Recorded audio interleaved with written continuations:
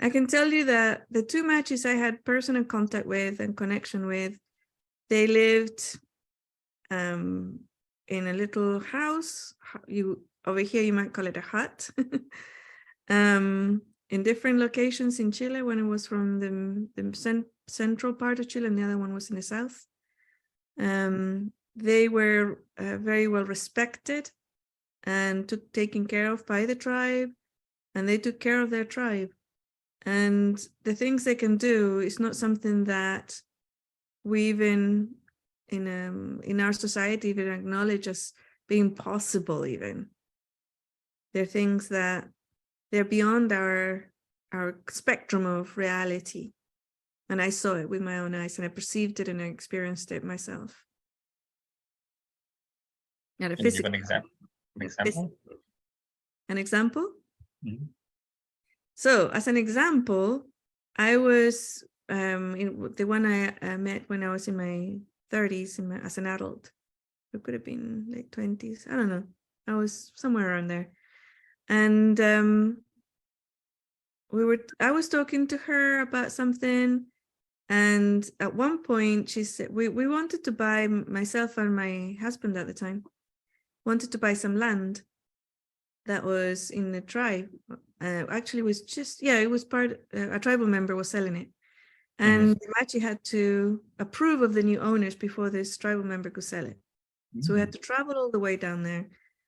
It was a day's journey, and we stayed in the area, and then we went to see her in the next day. And first of all, she looked at my first husband and said, why didn't you marry a human? I hear there's humans in Europe. Why didn't you marry a human? And I was like, what? Things changed dramatically for me after that. But anyways, at one point she said, well, I agreed to sell you the land, but not him. And he's not welcome here, she said. And then suddenly the entire, like all the land, everything I could see, because it was kind of in a hill, and everything I could see, these sparkles of light started coming out of the ground. And everything starts just sparkling, like physically sparkling. All this light was coming out of the ground, and all the leaves and the house, everything started sparkling, and all these sparkles started coming out, like from the ground up, right? And I looked and went, I looked and like this, and I looked at her, and she went, like she knew that I could see this. And then suddenly the man I was with screamed and said, I've got to get out of here. I've got to get out of here. And he just kept screaming it, and he ran. He ran. And I mean, he was just, regular guy standing one moment and screaming and running the next. And he didn't run to the road. He just ran straight out through the fences, bushes, trees, And we're like, I was standing there with the husband of the woman who was selling the land, and the Machi was giggling.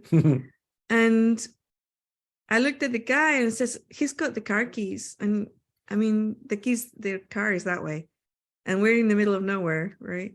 So I said, should we chase him?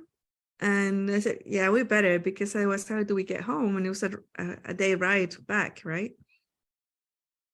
So we ran after him. So that was an example of something that was extraordinary, like outstanding, that a person could physically do when, with their capacities and connection with the land.